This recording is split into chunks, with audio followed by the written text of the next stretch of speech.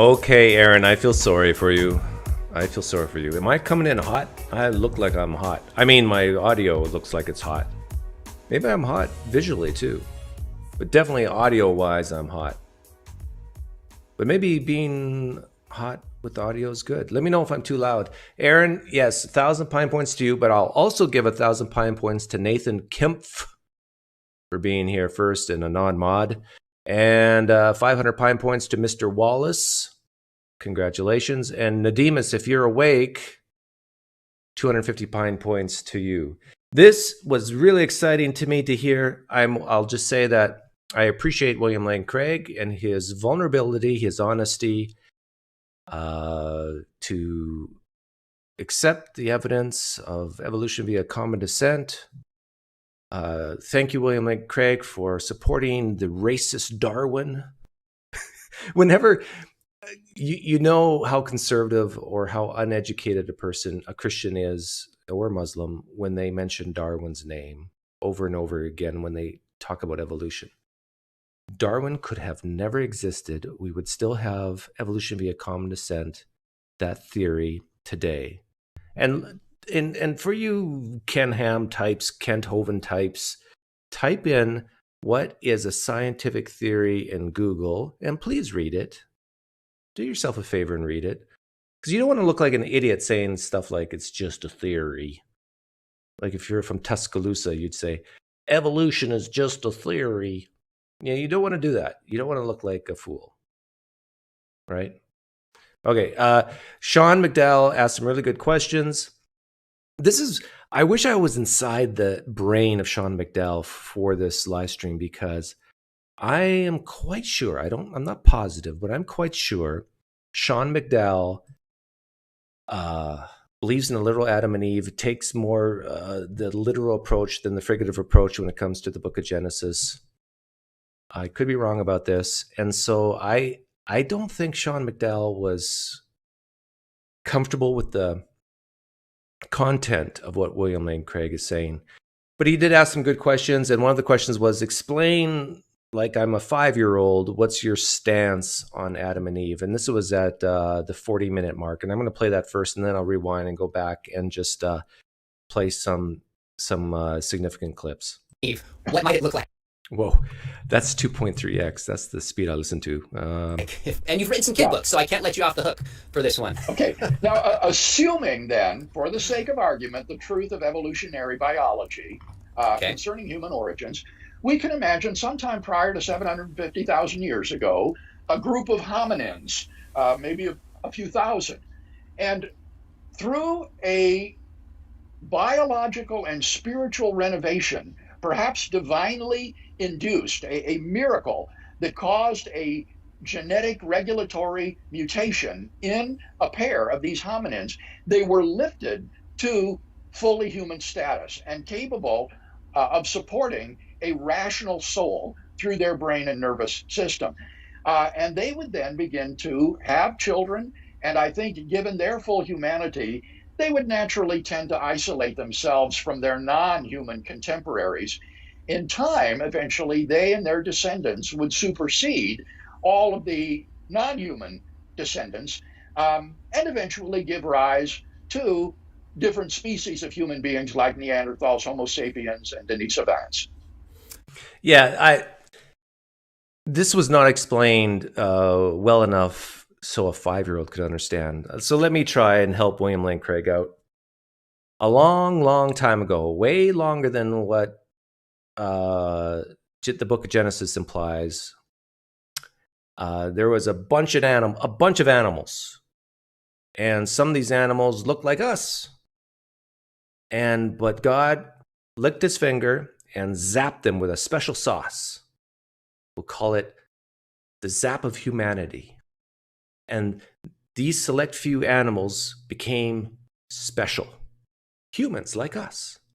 And were, at that moment, instilled with a soul and had free will and separated themselves off from the pack of other animals. And God looked at those now humans, formerly animals, but still kind of animals, as special.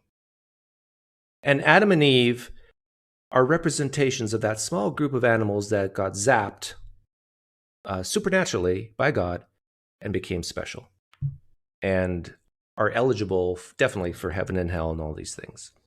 I think that's a better way of explaining it to a 5-year-old, right? Now, for conservative, very conservative Christians like the Ken Hams, Kent Hovens of the world, this is blasphemy. This is just, they're going to hear this. I guarantee you, they're going to watch this at some point, and they're going to throw up in their mouths, and a lot of their followers will as well. But this represents, dare I say, 20% of Christians in the United States, if not closer to 30%. And they're going to hear this, and they are going to be shocked and say, oh no, William Lane Craig is going to be an atheist next year, just like PineCreek. I really doubt that, because William Lane Craig is a Christian for other reasons, more existential angst. Okay, so I'm going to rewind this and play some interesting parts here. Definitely its author. Tell me why that might be the case. Oh, so the question is, why are people upset with you when you, with these ideas about Adam and Eve? That's the question. Why are people mad at you? Well, young Earth creationists who believe that the world was created around 6,000 years ago in 6 literal 24-hour days, who believe that a few thousand years ago there was a worldwide flood that exterminated all terrestrial life on Earth, who believe that all of the world's languages stemmed from confusion at a Babylonian ziggurat called the Tower of Babel, are going to think that I'm compromising on these biblical truths. I'm going to let you in on a secret that I'm not 100% sure on, but I'm quite convinced.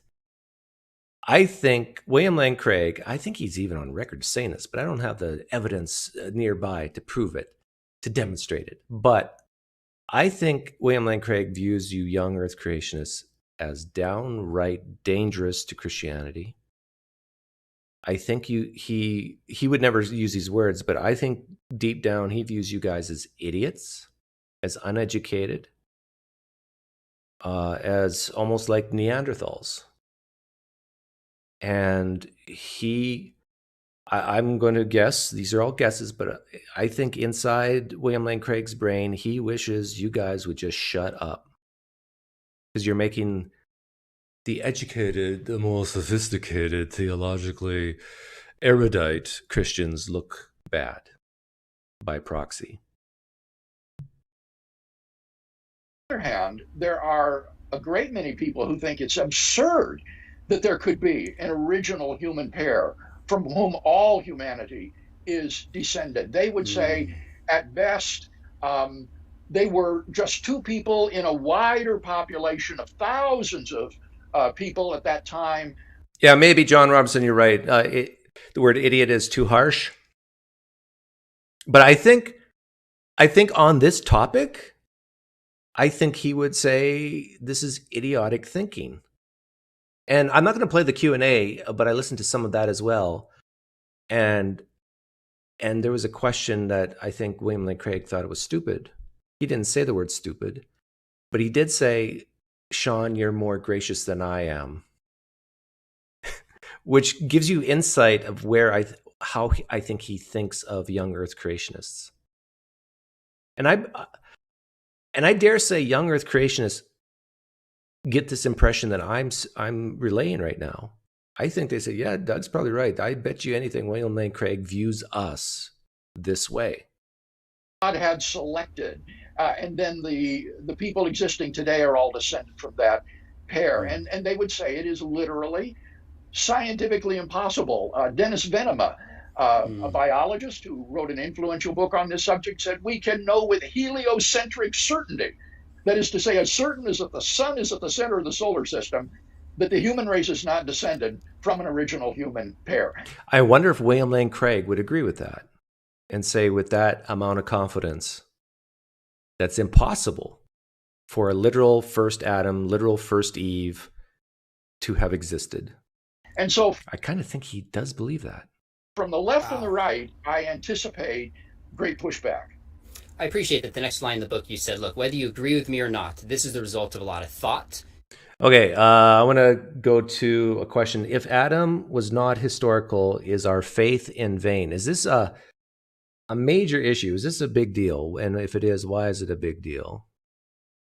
Historical, our faith is in vain, or would you qualify it differently? No, I think that would be really misplaced theological priorities, Sean. I would say that it would require you to revise your doctrine of inspiration and your Christology, but by no means would the denial of the historical Adam make you a heretic or separate you from salvation. In fact, in the opening chapter of the book, I explore a few of these worst case scenarios, as I call them. I say, suppose my proposal doesn't work. Suppose we're stuck with one of these worst case scenarios where the Bible teaches that there was a historical Adam and yet there wasn't one. And I try to show that even given that worst case scenario, there are moves that we can make. There are moves that we can make. This just boggles my mind. Even if the Bible's teaching falsities, there's moves we can make.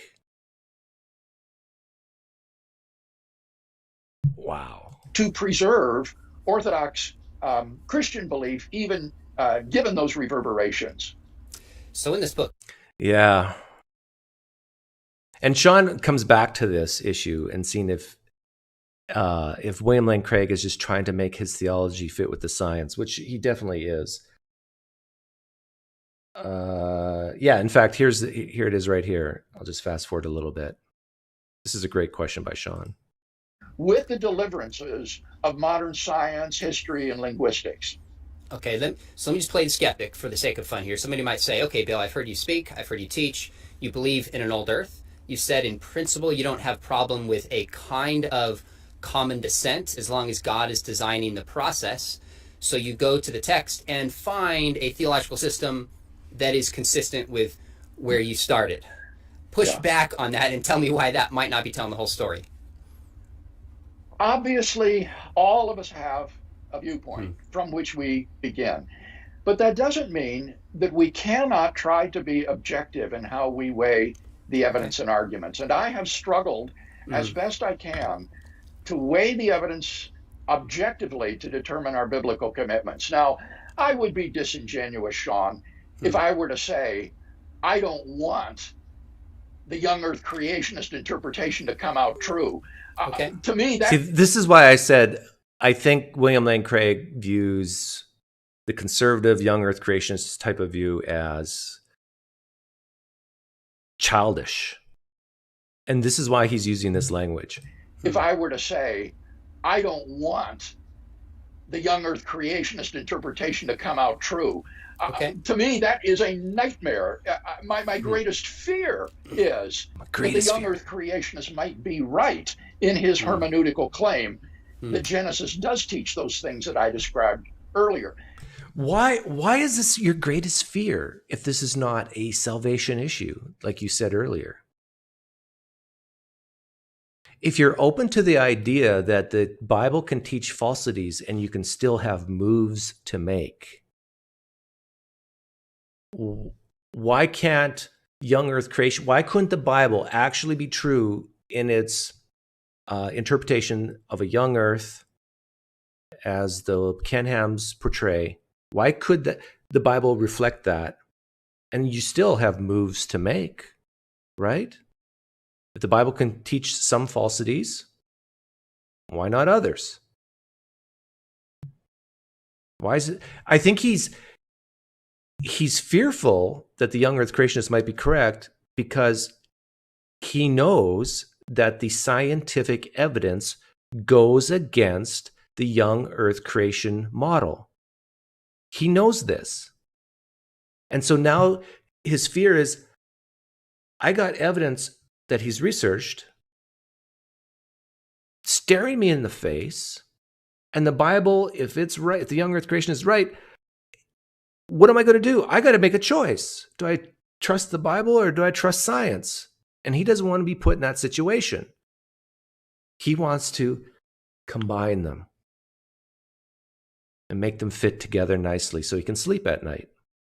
say that would be a nightmare, because if that's what the Bible teaches, it puts the Bible into massive, I think, irredeemable conflict with modern science, history, and linguistics, and I don't want that to happen. So, yes, it's true. I don't want young Earth creationist interpretation to be right, but nevertheless, I really do, in the book, struggle to be as objective as I can in saying what. See, now, why is William Lane Craig so different than some young Earth creationists out there who love Jesus just like he loves Jesus? Is it because William Lane Craig has just studied more science? Or is it because there's some sin in William Lane Craig's life and he just finds it difficult to submit all of himself to the authority of the scriptures? I'm resonating with some young Earth creationists right now. They go, yeah, Doug, those are pretty good options. William Lane Craig just can't come to submit to God. His God is in the scientific method. His God is in Darwinism, it sounds like. That's what they would say. Did these narratives mean to their original audience when they were written and read? Fair enough. Let's jump into how you approach the biblical. Yeah, so now Sean asked him a question about what exactly is Genesis 1 all about? And the term, I was listening to this with my son in the car, and we both laughed. The phrase mytho-history. I mean, I kind of get what I get, that mytho-history means that you got myth, but there's some historical background. And almost all myth has that, so it's not really special. But to call the first 11 books of the Bible, first 11 chapters of Genesis, mytho-history, is going to cause doubt in a lot of Christians who respect William Lane Craig. Genesis 1 to 11. 1 through 11. Sean, good. The primeval history. From the call of Abraham in chapter 12 on, you have straightforward historical narrative. Yeah, Erica Lewis says in the live stream chat, oh my goodness, what is with all the book backgrounds?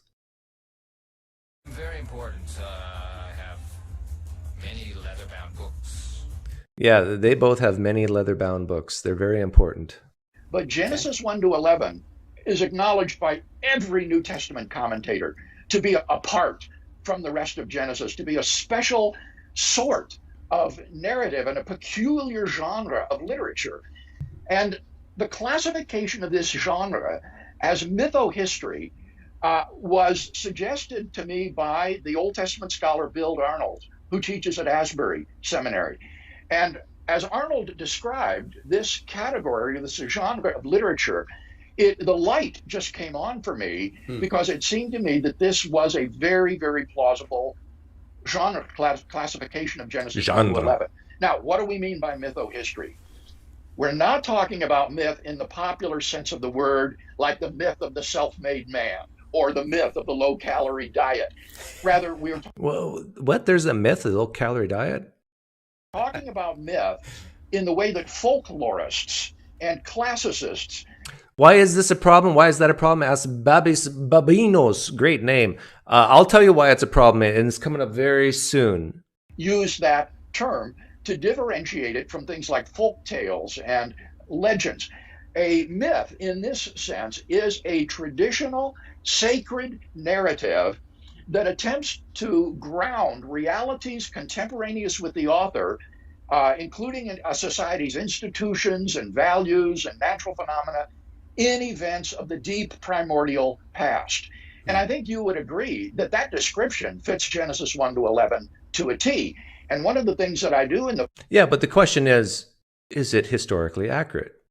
If we had a video camera and went back in the past and the things described in Genesis 1 through 11, could we film it? Did it actually happen? If not, then isn't it fiction? Or isn't it at least non-historical? The book is go through these narratives in detail, just showing how again and again and again the family resemblances of myths describe Genesis 1 to 11. However, they're not pure myth. they also have a historical interest, as is evident by these narratives being ordered by genealogies. Genealogies that terminate in people who are indisputably intended to be historical, like Abraham and his children. And these genealogies are like the backbone of these primordial narratives. They turn these prehistoric. Yeah, see, there's many narratives talking about how the world came to be, and I wonder if William Lane Craig would be consistent here and say these are also mytho-histories. Or would he say, no, this is folklore of how people, it's a story about how we came to be. Historic narratives into a prehistoric chronology or a primeval history. And so that's why the great Assyriologist Thorkild Jakobsen characterized this as a unique genre of literature that he dubbed mytho-history. And Bill Arnold, whom I heard, was simply following Thorkild Jakobsen in this analysis. And I think that it is an extremely plausible analysis of the genre of Genesis 1 to 11. Okay, I believe William Lane Craig here when he says all of the scholarship points to this. And this is very important for Christians to hear. That if you're a young earth creationist type Christian, to hear that the people who do this for a living and study these genres, they disagree with you. The people who actually take their hands and physically touch some of these pieces of paper with stuff on it and interpret it and translate it, they disagree with you. So what you've been taught in Sunday school is wrong.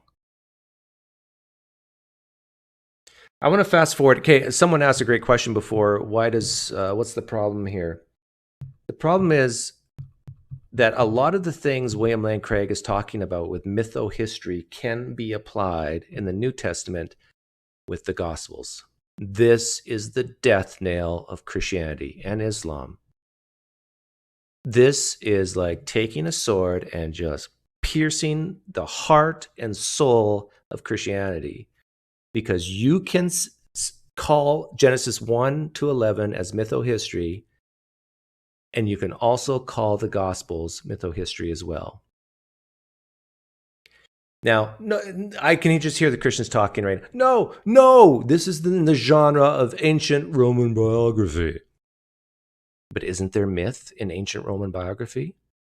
Is there myth in ancient Roman biography? Answer, yes, there is. So when William Lane Craig talks here, I want you to imagine he's talking about the Gospels. Other stories that weren't meant to be taken historical. Is that fair as far as it goes? Yeah, weren't meant to be taken literalistically. When you look at myth, what you discover is that myth is often written in figurative language. Often fantastic. Often fantastic, like walking on water. Language. And therefore wasn't taken literalistically, even by those who accepted the myth as authoritative for their culture. Okay, so take that quick drink, Sean. If this approach is correct, how should this shape the way, in your view, we read Genesis 1 through 11 then, and the story of Adam and Eve? I think it should prompt us not to be over literalistic in the way we read these narratives. Don't be over literalistic when you read the Gospels. And once you begin to look at them in terms of mytho-history, it's difficult to look at them in any other way. Once you look at the Gospels as mytho-history, it's difficult to look at them in any other way. I mean, when you read a story about two people in an arboretum with these magical trees whose fruit, if you eat it, will grant you immortality or knowledge of good and evil, and then there's this talking snake who comes along and tempts them into sin. And when you read stories about Jesus being an exorcist and casting demons out of a man and into pigs, I mean...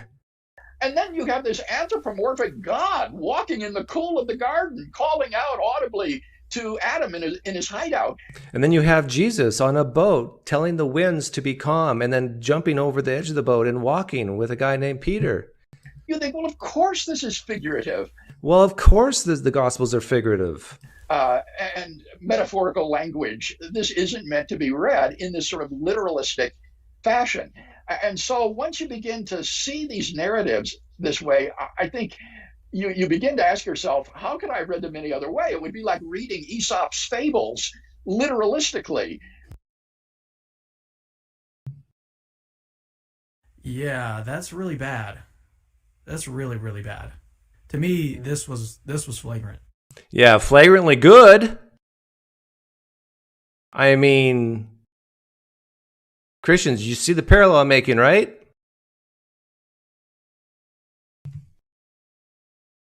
I feel like having an altar call. Got to have some music. Christians, you can raise your hand. I want everybody in the church to see. I want you to raise your hand. I want you to get up from the pew and walk towards the front towards me. The light has just clicked on for you, hasn't it? It's not the Holy Spirit you're feeling in here. It's reason and rationality. You've realized that you've taken something that you thought was history, but it's really mytho-history in the Gospels and even in the epistles. You're welcome. Well, I'm saying this on behalf of William Lane Craig. As really about talking animals, for example, rather than as figurative or metaphorical in order to teach some moral lesson. Okay, so apart from the New Testament, which we're going to go to in a minute, in which you argue... Okay, Sean asked another great question. What's the difference between a historical Adam and a figurative Adam? And because there's an important distinction to be made there. Let's see if I can find it. What's the difference between a literal Adam and a figurative Adam? This is a distinction which is widely made among New Testament scholars when it comes to dealing with how the New Testament treats figures in literature that the New Testament authors cite. So, for example, when they talk about Moses, is this the Moses that actually lived, or is it the Moses as described in the Pentateuch? When they talk about Jesus, is this the Jesus that really lived, or just the Jesus described in the Gospels? They talk about Adam. Is this the actual historical Adam, or is this just the Adam of the story? Yeah, the Jesus of the story. And you cannot assume too quickly that the literary figure is the same as the historical figure. Now, when we read the Gospels, are we reading a literary Jesus or a historical Jesus? We all know examples in our own day where we will say things like, just as Robinson Crusoe had his man Friday to help him, so I have an assistant who helps me in my research. And that doesn't commit me to the historicity of Robinson Crusoe. It's just a reference to this literary figure. And one of the contributions, Sean, that my book makes that I'll be very, very interested to see how people react to is I show that the New Testament authors cite. Nathan Hartman asked a good question. Is William Lane Craig now more liberal than Dr. Joss Swamidass? Remember when he was tutoring William Lane Craig, Swamidass held to some sort of historical Adam and Eve? Yes, Nathan, I think he is. I think William Lane Craig has changed from leather-bound shoes to sandals, flip-flops. I think whenever he goes outside and sees a tree, he hugs it. I think between podcasts, he eats granola. I wouldn't be surprised a year from now if William Lane Craig sports a man bun. This is how liberal he is. Like Swamidass at least pretends that there's a literal Adam and Eve, but for William Lane Craig, it's like 750,000 years ago, like 10,000 people got zapped by God, and those were the first people, and Adam and Eve represent those first people. Ugh. Pathological. and fabulous figures from Jewish folklore and Greek mythology that I think none of us want to be committed to historically. And so none of us wants to be committed to historically. That's false, William Lane Craig. I think even Sean McDowell here wants to be committed to certain fantastical claims in the New Testament and say, yeah, that's historical. I wouldn't be surprised if Sean McDowell believes that if we had a video camera, went back into time 2,000 years ago, we could videotape the graves being opened and the dead of old coming out of their graves and walking through the streets of Jerusalem. Hey, thank you for the donation, Ansel Chu. What the freakonomics? Is William Lane Craig deconverting before our very eyes? No, he's not. He's changing his theological views over time, but William Lane Craig will never deconvert because it would make him too sad. Is he saying Adam and Eve and the tree of the knowledge of good and evil are myth and there is no original sin? Oh yeah, they get into that. I'm not sure if I'm going to play it, but he is saying that Adam and Eve, as described in Genesis, is myth, and the tree of knowledge of good and evil is myth. He is saying this. Now, when it comes to original sin, that's a theological question, and he would say he doesn't believe in it. And that actually confused me a little bit. He believes that through Adam and Eve, which represent the first of mankind, sin entered the world because now they have souls, right? And for all of sin come short of the glory of God, so they sin against God, and they were just the first people to do it. And it just kept going and going. So I think he believes that in a figurative way, Adam and Eve are the causes of the floodgates, I think that's the word he used, of sin entering the world. And that their cousins, the Neanderthals that didn't, or I don't know, their other cousins who are animals, the word sin does not apply. So these would be prime examples of where the New Testament authors are using these literary figures to illustrate Christian doctrines and truths, but they don't require us to believe in the historicity of those figures any more than my reference. But thank you for the donation, Ansel. I forget if I actually thanked you or not, but I really appreciate it. Robinson Crusoe requires us to believe in the historicity of that man. So is it fair to say the reference, if they reference non-biblical literature, it doesn't mean it's not historical, but we can't assume that it is? Yes, that is correct. Okay. That is correct. Though, in some of these cases, we have really good grounds for thinking it's not historical. For example, the figures of Jannes and Jambres that are referred to in 1 Timothy, you can show the history of this pair in Jewish folklore, how it evolved. Yeah, this is so dangerous. Look at Sean's expression. We have the New Testament talking about people in a historical way. You just read it at face value and it sounds like it's historical. And William Lane Craig is saying, no, this comes from folklore. And also the influences of the Greeks and so forth on the New Testament writers, the sons of Zebedee. Was it the on Orion's belt? James and John were also known as, was it Castro? Some weird Greek names. The wild legends about Jannes and Jambres and the magicians' contest they had with Moses and all the rest. To think that this is really historical would be a wild stretch of the imagination. Yeah, but to think that a man rising from the dead on the third day, that's not a wild stretch to think it's historical. I mean, it is a wild stretch to think that's historical, isn't it, William Lane Craig? Or the example in First. Yes, Castor and Pollux. I think that's right, smack dab. 500 Pine Points for you. Corinthians, where Paul talks about this well. Oh, I'm not sure if Pollux is right. That traveled along with the Israelites through the desert during their wilderness wanderings.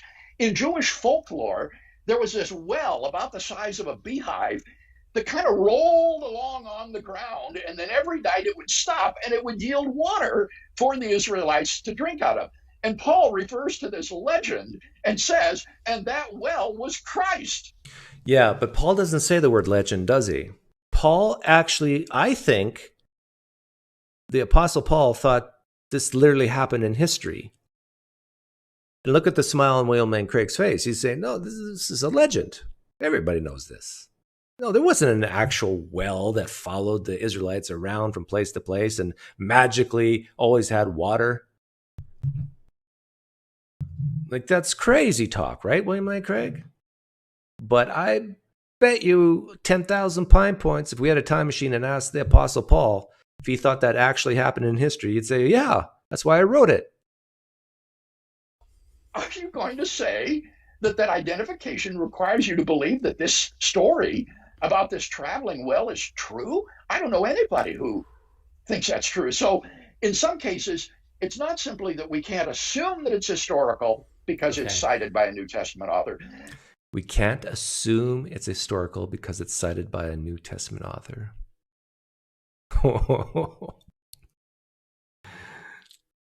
Jesus had 12 disciples. We can't assume that that's true, even though it's cited by a New Testament author.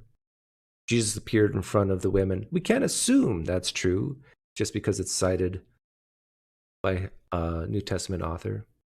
You see how dangerous this is? Getting back to the question asked of me earlier.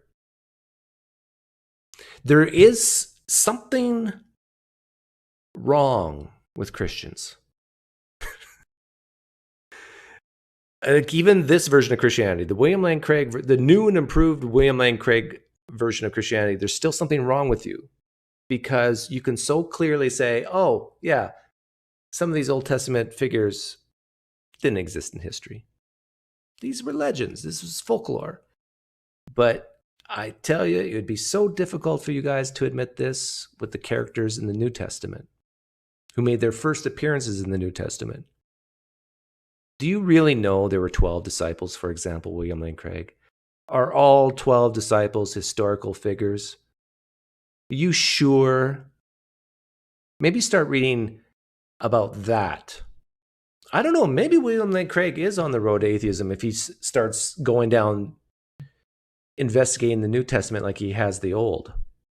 Okay. But in some cases, the stories, again, are so fantastic that I think we can say, no, this is plausibly not historical. See, he's using the, what's it called? The principle of analogy. Like, listen to this and picture Jesus and the resurrection. Okay. But in some cases, the stories, again, are so fantastic that I think we can say, no, this is plausibly not historical. See? He can say that with a straight face and believe a man rose from the dead based on historical documents or historical documents. How can he not see this in himself? I don't know. Hope, meaning, and purpose, I guess. There was an interesting question on how William Lane Craig views science. I'll play that. Kind of broadly, how do you approach science? What's kind of your philosophy of science that would shape how you think about it and maybe its integration with theology? Well, since my question is, am I as a Christian in conflict with contemporary science as a result of my biblical commitments, I simply accept what the deliverances of contemporary science are. Now, that doesn't mean that I believe in them or defend them. I simply assume them. I say, given that there was a historical Adam, or that the Bible commits me to a historical Adam, then assuming what modern science has to say about human origins, is there some conflict between my biblical commitments and the deliverances of contemporary science? Yes, there is a conflict. Okay, that's really helpful, because in the book itself, there's certain ideas of common descent and certain ideas of dating that could be consistent with an evolutionary model. Your point is, regardless of whether you personally embrace that or not, you're simply saying, given your biblical commitments, let's assume the deliverances of modern science and see if they can be wed together in a plausible fashion. Is that fair? That's exactly correct. And my Okay. contention is that even given the full blown theory of evolution of the human species, there's no incompatibility with my biblical commitment to universal human pair or progenitors. Yeah. Someone in the, I'm not going to play it, but someone in the question and answer period asked, well, how do you explain the list? Oh, what's the word? Begat. The word's eluding me, but you know what I'm talking about. And there's two versions of it, of going from Jesus all the way back to Adam. What do you say to that, William Lane Craig? And he basically answered, this is based on mythohistory. In other words, the genealogy, there we go. The genealogy is not real. I mean, it's not true. It's not historical. It is based on mythohistory. In other words, it's fiction. Now, maybe some of it's right. But if you take William Lane Craig's stance that the first Adam came 750,000 years ago, we know that that genealogy is false or incomplete at best. Okay, I think that's all I'm going to play. I linked it in the description. I encourage you to go over to Sean's channel and watch the whole thing because it was very interesting. I played about half. It's only an hour long. But some of the live stream comments, like you can tell that there were a lot of young Earth creationists in the live stream chat, and they were flabbergasted.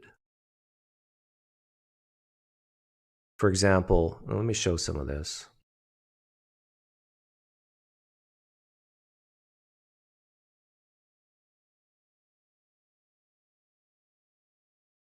Sin makes people stupid.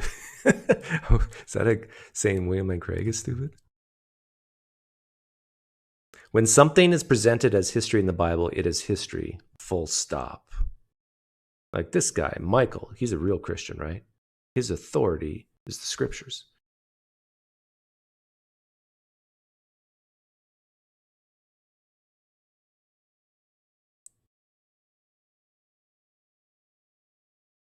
Evolution is a complete hoax.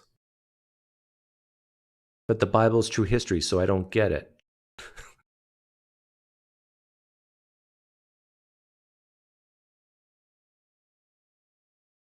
Errors of mutation and entropy do not create information increasing complexity.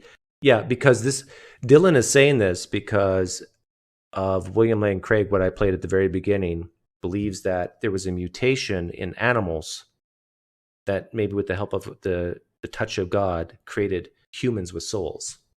And this guy's saying, no, you can't go forwards. You can only go backwards with evolution.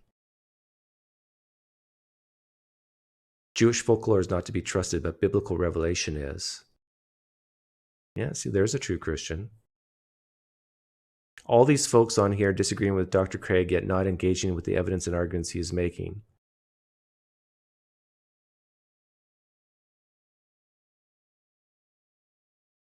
Billy's sad life, trying all his life to defend obvious legends.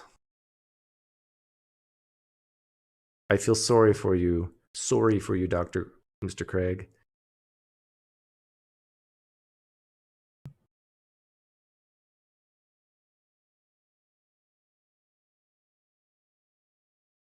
He keeps using fictional pieces of literary art and comparing it to the supernatural book we call the Bible. Very disappointing. I would love to talk to Jonathan Lazada and ask him why he thinks it's supernatural. I believe in a literal Adam. You can't have the fall without a literal fall. Yeah, but Troy, William Lane Craig doesn't believe in a literal fall. So he doesn't need a literal Adam. Yeah, this is very typical of, I think, a Sean McDowell follower, maybe. I think Sean McDowell is way more conservative than people think. So, Craig, you are the authority judging Scripture then? I thought we were supposed to submit to Scripture. Yeah, this is what I said very early on. Who are you, William Lane Craig, to judge scripture. You shouldn't judge it. You should submit to it. Bradshaw would make a great Muslim. Doesn't matter much to me whether there was a literal Adam or not. It should, Paul Rimmer.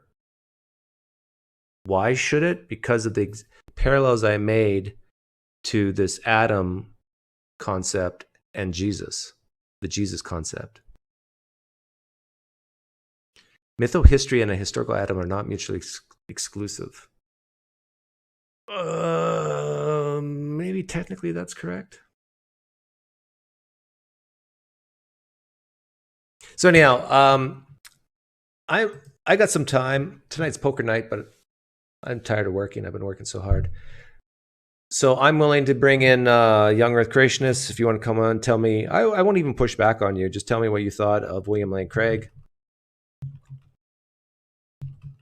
And if you are a theist who agrees with William Lane Craig and then accepts common descent, love to have you on as well. I've been told that people are too dumb to figure out how to come on my channel, but I have hope for humanity. It's some misplaced hope. But the way you do it is you click on this link, and I'll remind you. Just click on this link and you can come in and give me your thoughts. PineCreek is Sean McDowell, young earther. I think if I was to guess, he would say, it doesn't matter. He doesn't know. It's not an issue. I bet you that's how he would respond. But deep in his soul, I think he is. And now it's the No True Scotsman portion of the show. Yeah, that's right. The room is open. Common descent is icky. Yeah, it is. Can I come on if I pretend to be a creationist? Well, let's see if a real creationist can, a young Earth creationist can come in first. Let's give the real deal a chance, shall we? Come on, I know there's some young Earth creationists listening. There's at least one, and the Holy Spirit is touching your heart right now and saying this is an opportunity to speak the truth. Am I wrong? Oh, I should be a pastor. A street preacher or something. I can feel it. In my bones. It's real. There's people out there who need to hear the truth. 0 books behind me. How can we trust anything you say? Right behind me is nothing but green.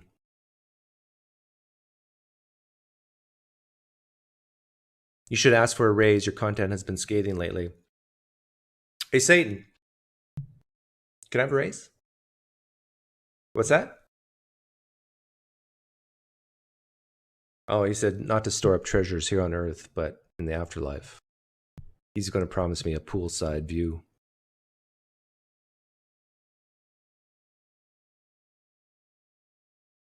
Is this a new and improved background? Yeah, I've had this background for a while. But this is the background for when the guests come. If you came late, when this is done, definitely go to the beginning. I went very quickly through it. Young Earth creationists, come on in. Old Earth creationists, come on in. Tell me why you agree with William Lane Craig or disagree. Tell me if you think William Lane Craig is now too liberal and on the road to progressive Christianity, or maybe or worse, atheism.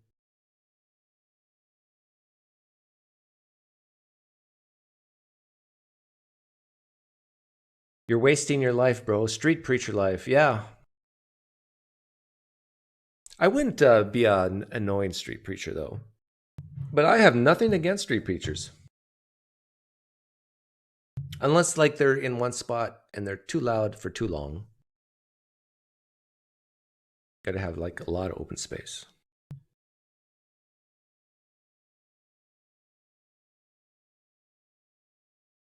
Congrats on your recent 100th Christian youth you've led to hell. Well, thank you, Oak River. Oak River works at the home office in Wichita, and they keep track of these things. So I've now deconverted 100?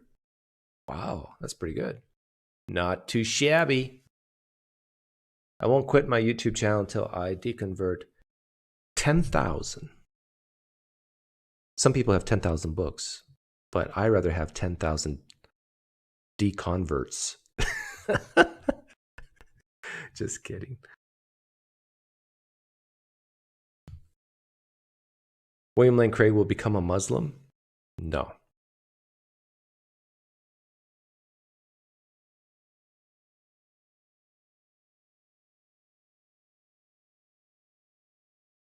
Can you get a sponsorship from the Atheist Experience to Street Preach? Oh, I don't need no stinking sponsors. Although I would like Sparkling Ice to sponsor me. PineCreek deconverted me 4 days ago. Is that true, Ethio? Because my goal was to deconvert you on the 3rd day, but you said it took 4? Craig has way much to... No, Blaster Master. I think you're wrong. I don't think Craig has way too much to lose. 1-0, by the way. By shifting versions of Christianity, because I think William Lane Craig is a very wealthy guy. He's probably in retirement mode in a way. And I think he is a bit of a rebel in the sense that he doesn't care. He doesn't care if he loses followers. Thank you for the donation, my one black friend. I don't think Adam and Eve story was meant to be taken on as anything other than allegory. I have some scriptures. Well, yeah, I hear what you're saying, but it sure sounds like when you read the New Testament that Jesus thought Adam and Eve were real and historical. Same with Paul.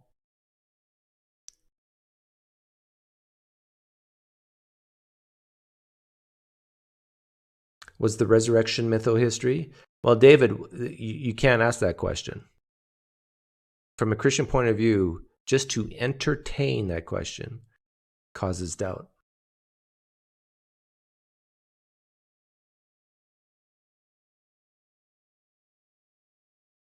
My content help you deconvert? Well, that's either a good thing or a bad thing. With great power comes great responsibility. So I don't want you to go out murdering now and raping and pillaging.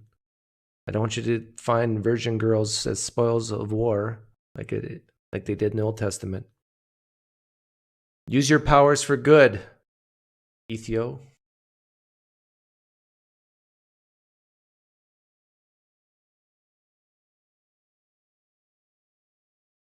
Please feel free to come on in. I'm just going to give you a little bit more time. I'll answer questions while I'm waiting. Click on the link pinned above. Oh, I just noticed. For this time of day, over 300 viewers is pretty good. Pretty darn good. Could the far right-wing reaction to COVID be the cause of Craig's new liberalism? No, I don't think so. Craig's been working on these ideas for a while. Like more than 2 years is my guess.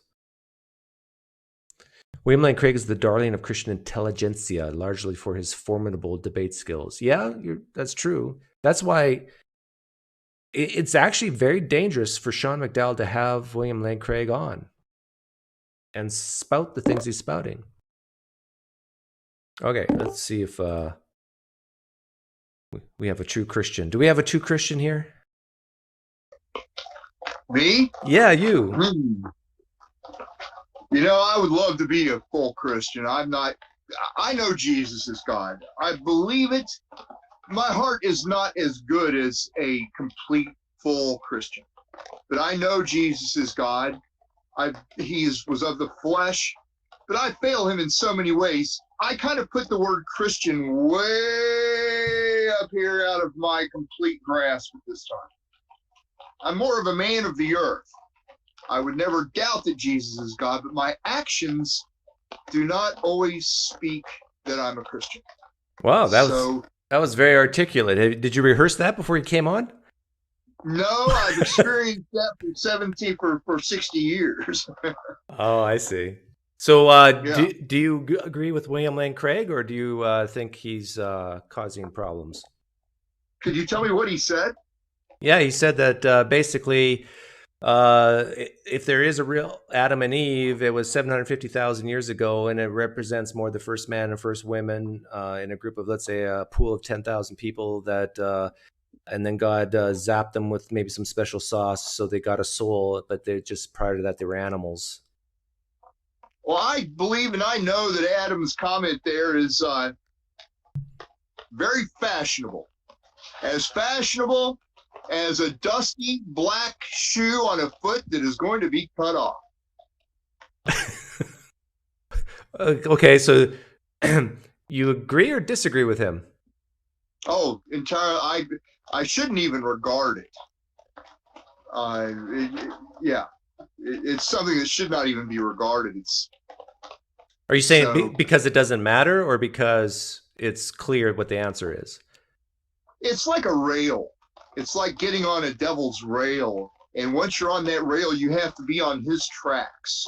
And you can't be free to, once you get into that and regard it, you're railed. That. And you want to be free. Well, I don't want anybody to be railed by it. And, but I'm a man. I'm a sinner. It's lunacy. And by the way, Adam and Eve, their skin, not Caucasian, dark olive, just like Jesus's. Gabriel and Michael's, their skin, very dark, like an African American, even darker, like an Egyptian. So, are your feet in water right now? Huh? Yeah, I'm in Huntington and it's raining, and I'm under a 20-foot by 30-foot tarp. I can't. You're a camper. Yeah, I'm camping right now. I had some disputes with some crazy witches that decided, yeah, I'm not supposed to speak ill of my brother, and I don't have anything good to say about it. But the next time I rip from somebody, I'm going to check out their background, and, they can check mine out all they want. I'm going to have a look at theirs next time. So you're homeless right now? Yeah, but that's okay. Okay. So very quickly, what exactly do you believe? You believe Jesus Christ is God. You said that already. You believe that he rose from the dead 2,000 years ago. You believe there's a heaven and a hell. And you believe you're going to heaven? Yes. Yes, I do. Well, I believe I'm kind of in hell now. Yeah. Yes, he was of the flesh. He was born of the Virgin Mary. He was God before that happened, and he is God forever. And there's never been any other God, and there never shall be any other God. And I believe, I know, the second coming already happened, and no one's saying anything about it. When did it happen? Yeah. Well, he came from the clouds when he said, "It is time," on January 4th, 2003. And he poured of his spirit on all flesh. Your sons and daughters shall prophesy, your old men shall dream dreams, your young men shall see visions. So he began giving the vision of the valley that night. And Satan, emulating, spoke the words, sad and delicious. I heard that. You heard sad and delicious? I heard Jesus say it is time. I heard Satan sound almost exactly like Jesus's tonality say sad and delicious. And I was in Chicago, and it was 2 a.m. back in January of 2003. Huh. I thought there was supposed to be a trumpet sounding when Jesus returned. Well, the night that happened, I stepped out into the street, and I was standing next to another man, and we looked a couple of blocks away at a place called the Martini Bar, and a group of people ran out into the street, about 10 or 15 of them, and they all spoke with one voice. Just sounded like they were sober as could be, saying, "We've got the Holy Spirit. We've got the Holy Spirit. What do we do?" What were they drinking? I don't know. They were a couple of blocks away, and I looked at the guy next to me, and we didn't say anything to each other, but I knew something big, huge had just happened worldwide. Okay. Well, I'm sorry I missed it. But anyhow, I got another caller who wants to come in. Thank you so much, Wesley, for hopping in, and keep dry.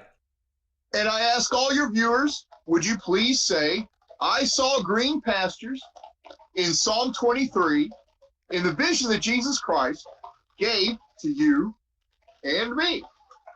It means everybody saw the vision. Peace. Amen. Thanks. Take care. Thanks. Just hit the X. Yep, there you go. Floyd. I don't know what just happened. Hey, Floyd.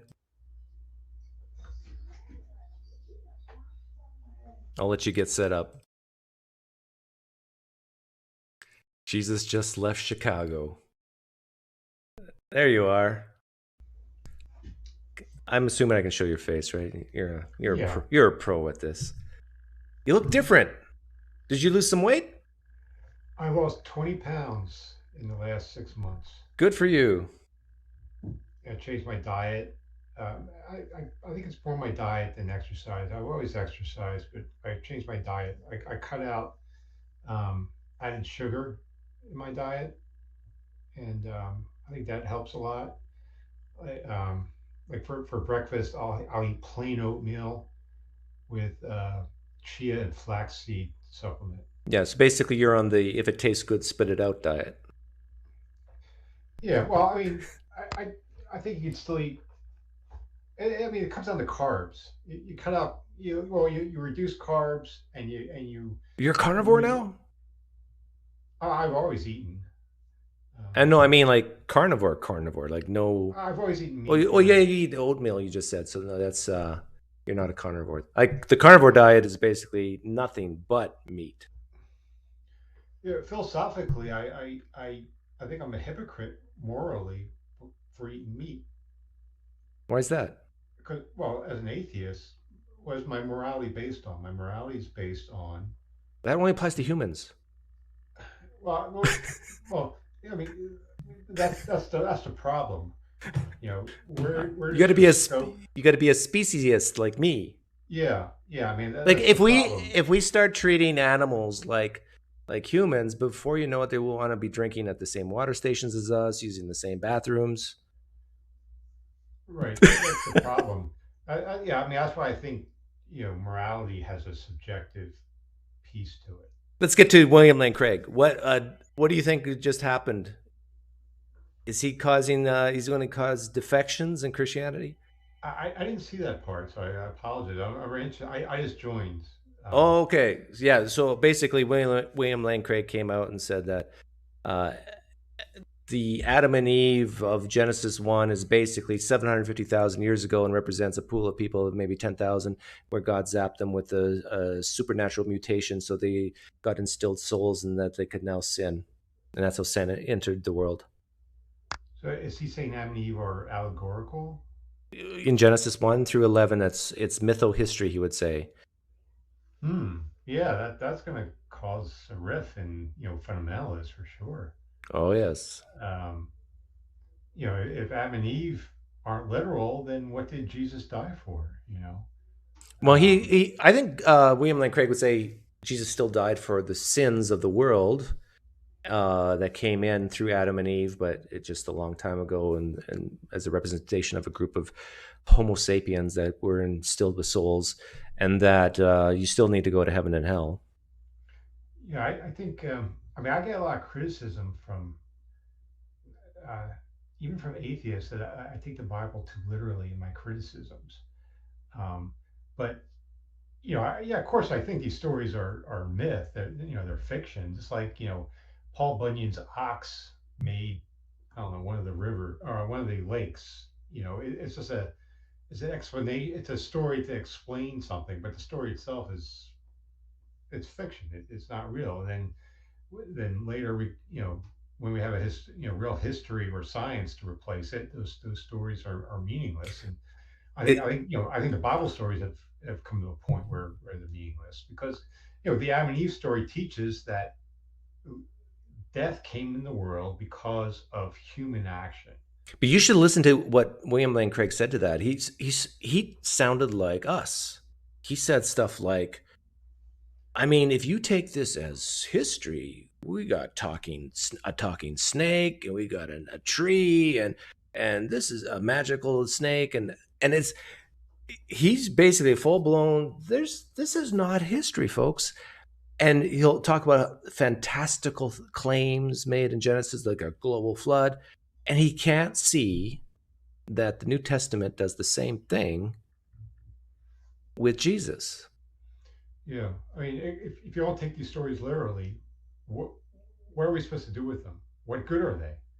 What do they actually explain? If the Adam and Eve story does not explain why humans die, then what use is the story? What value does it give? Well, they die because they took of the fruit of the knowledge of good and evil. That's why they die. Well, if Homo erectus, or our ancestors died naturally, and in all the they never existed. That's the myth. Would Craig say that though? No.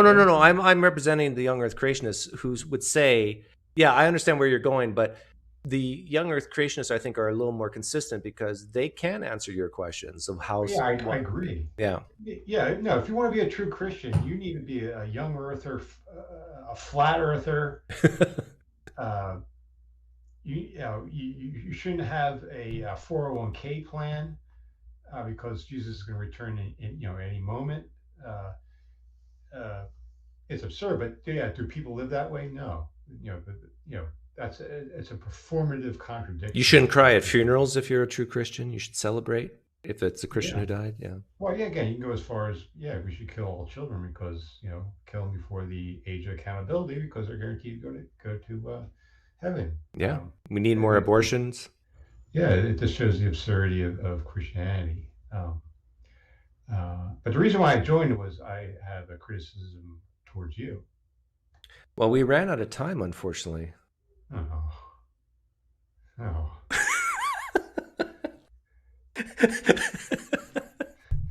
Go ahead.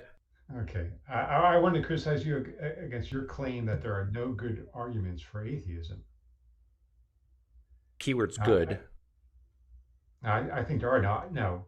Do I have a deductive argument to prove atheism? No, I don't. But I think we have good reasons for atheism. And even now. Okay, give me the best one, and I'll blast it into oblivion. It's simply more. It's simply a more parsimonious worldview than Christianity. If you appeal to naturalism, which I follow. Well, I'm a hard atheist against Christianity. I agree with you there. But when I say there's no good arguments for atheism, I'm not talking about there's no good arguments for anti-Christianity or anti-Islam. I'm talking about... Yeah, we're talking about generic theism. Yeah, the most nebulous concept of God that is actually out there. The problem of evil? No. Because there could be an evil God. Divine hiddenness? No. This God is a schmuck and doesn't want to be seen. There's just no way you can grab onto any argument and say you can come up with a God that just obliterates that idea. Yeah, well, I think we have to deal with the God of classic theism, which has the omni attributes. Oh yeah, that I agree with it. Yeah, there's good reason to deny that, but yeah, you can come up with. Stephen Law's evil God, for example. So we're just talking about a immaterial mind at that point, or a deistic God. There could be a mind out there, but obviously he doesn't give a damn about his creation to let over 99.9% of the species die out. But again, I think we need to put limits of what we mean about atheism, or you're going to give in to Darth Dawkins' argument that to be a rational atheist, you have to have an argument against all concepts of God, which I think is absurd because all concepts of God. So okay, if I have the concept of a pepperoni pizza being God, does that I believe in pepperoni pizza? Yeah. Does that make me a theist? No. No, you need to put some limits on what you mean. Yeah, but there are people who do truly believe that there is a God out there and this God is a schmuck, it's evil. And so I would take the big ones, but I would say, yeah, there are good. If you're going to say this God is omnibenevolent, you're done. Like Right. the problem of evil, you're done. This morally sufficient reason thing just doesn't fly. I mean, this is like a get out of jail card. But I say that there's no good reasons for atheism on purpose, because atheism is the negation of theism. So really, all you need to say is there's no good arguments for theism, and then the default position is atheism. So I say that as a rhetorical device to put the emphasis back on theism, and just to say atheism is nothing. It's just the negation of theism. Hang on, Ansel. I'll let you in shortly. Ansel is actually a young Earth creationist, so I'd love to. I think. Maybe I'm wrong. Well, I mean, I think you could say, again, we're back to the definition of atheism. I'm against this lack theism view of atheism. I am too. I believe atheism should be defined as the positive position that no gods exist. But again, you need to find what is God, and I think by God we mean a personal God. God being an actual person with a mind, a personality, an agent, a conscious agent, that has the omni attributes. And again, I agree with you. If you throw in omnibenevolent, forget about the problem of evil just takes that out. Yeah. But again, if you're a naturalist or even a physicalist or a materialist, I think you're in a better position than theism, because theism doesn't describe anything. God did it is not an explanation. But Floyd, as the older I get, the more I get bored of this topic, because and tell me if you agree with this. I don't even think the concept of God, whether it exists or not, is relevant. I mean, it is better to focus on specific theism like Christianity, Islam, Hinduism, Buddhism, Judaism, and just focus and get people to doubt, lower their confidence in those specific religions, and the rest will just happen naturally.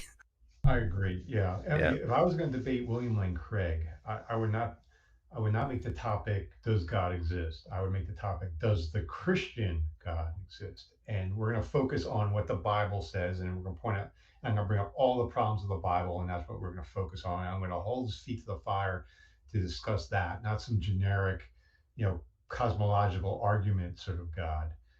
That I would even get more specific than that. I would debate William Lane Craig on did Jesus really exorcise demons into pigs? Yeah, I mean, I tell you that alone, like, he would be so stuck at that point. Yeah, because to be a Christian, you have to believe in demons. You have to believe that casting lots is a good way to make a decision. That if you hold sticks up to sheep, that will affect their offspring and stuff like that. I think to be a true atheist, or to be a true Christian, or to be true whatever worldview you have, it's not your rational arguments for that position, but rather, do you actually live that way? Yeah. So you have no performative contradictions within your worldview. So you say, okay, I'm a naturalist, and okay, do you actually live that way? Hey, Floyd, I gotta let you go because Ansel wants in, and I think he or she is a young Earth creationist. I really want to talk to a young Earth creationist. All right, have fun. Yeah, atheists are boring, right? Take care. Take care. Yeah. Oh, Ansel, try again. Just come back on in. I think I accidentally did something. Yeah, thank you, Canadian Catholic. I know what you're doing. Don't think I'm stupid. El stupido. I know you're advertising for your own channel here. But you're willing to pay money for it, so I get it. So Canadian Catholic has his own channel. He gets some pretty big names on, too. And I tell you, when he's on his medication, he can be very fiery. Hey, Ansel. Oh, I remember you. But you're not a Christian though. No. Oh, okay. But Here, I thought I was getting excited. well, I wanted to talk to you about how to. You talked to the other previous fellow about how you couldn't disprove a creator god or the deistic god. Yeah, you got to turn off your other tab first because I can hear myself. Or did you already? Yeah, let me turn it off. Yeah, got it. Yeah. But you know, last time we talked, I thought you bloviated a bit too much. So can you keep it really short and sweet to the point? Well, there's two avenues that can approach this. How to disprove the creator God. One avenue is that there's no such thing as nothing, whereas Christians like to claim that atheists believe that there's nothing at the beginning of this whole universe or cosmoverse. Yeah.